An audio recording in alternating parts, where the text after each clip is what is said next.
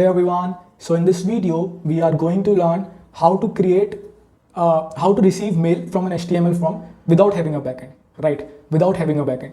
So if you go to my website, which is akshajain.tech, you will find, just go to the contact section, and there you will find a contact form. Fill all the details, right, and click on the send message. Then it will take you to another page, and it will tell you to form all the captchas and then it will say that your message has been sent to this person successfully, and all the details I will receive into my Gmail account. The link I have provided into my Gmail account. So basically what we are doing is simple. You have filled an HTML form, and then all the details what you have filled in that HTML forms, I received it in my Gmail. So this is done without backend. Yes, you heard it correct. This is done without backend. Okay, so we will learn that effect, that how to do this, how to receive mail from an form without having a backend. So next screen is coming of the VS Code, where I will first create the form, right, and then I will teach you how to use that effect. So I will meet you in the end of this video. Okay, right now I'm in the VS Code, and let me first create a form. I will create this form quickly, right? So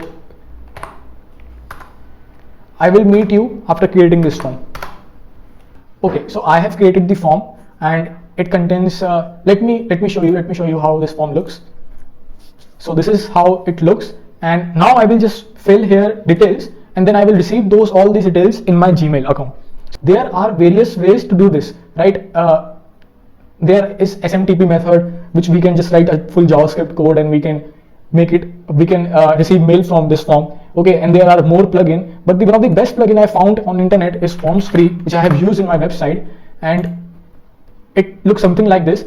Just write formsfree.io and you will see windows like this. Now if you are the new user, click on the sign in, and click on the get started and create your account. I have already created one account, so I will just sign in, and it will show you the window like this, right? It will show you the window like this. It will say contact form or any other form, right? And it will show you something. So I have created one contact form, and this contact form I have used in my website. Now I will create here a new form. You can also do this the same way. Just click on this button. You will create a new form and write here contact to form, right? And send emails to which account? To my Kite, to my college account. I have chosen here. You can choose any other account, but I have chosen my Kite account. And let's click on this button, create form.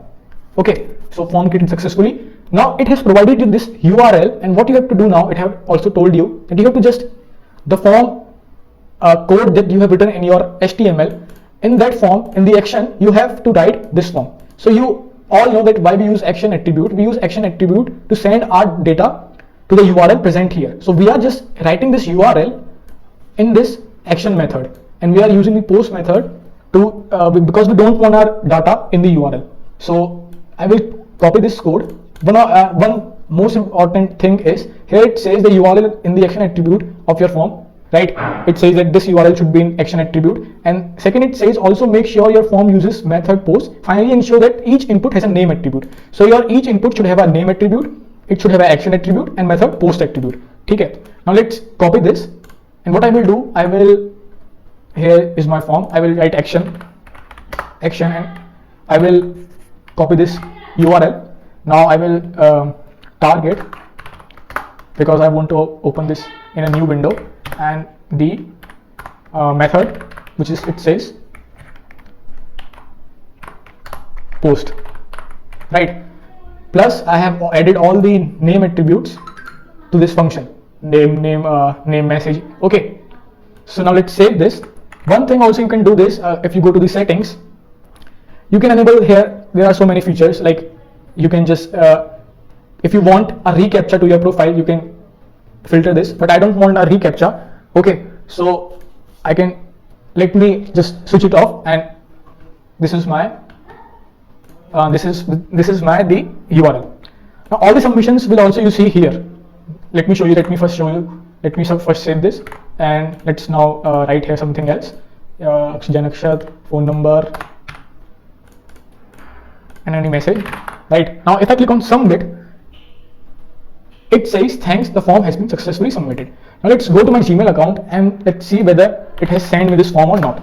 Gmail account, Gmail, So here you can see it says for a new submission from contact to form, and it says name, which is the attribute we write, name A, email, this is came from this email, phone number, and the message. So this is how you can just, and here it says this, that you can receive, that you have the received mail from this localhost, right? Here it can be any other websites. Okay, so this is how we successfully created this thing. Plus, if I refresh it here, what you will see that it says it March on 13 on this time. This person has filled the form. So it's like it created a database, just like a backend. We create a database and it save all your forms data here. So this is all about the forms. Finally, we have it, and it's very simple, but this is only applicable to forms, right? This is only applicable to forms. There are many other methods like SMTP methods, and there are many plugins, but this is the most simplest plugin I found on the internet. So I taught you how to do this on this plugin. So yeah, this is it. So hope you enjoy it. It was something really nice, at how to receive mail without having a backend, and you can just impress anyone that, hey, fill this form and I will receive all your details. Yeah, it was so we learned how to create this, and I will meet in the next video with a new concept, with a new, maybe something creative thing in my to improve your front-end developing skills. So yeah, I will meet in the next video. Till then, goodbye.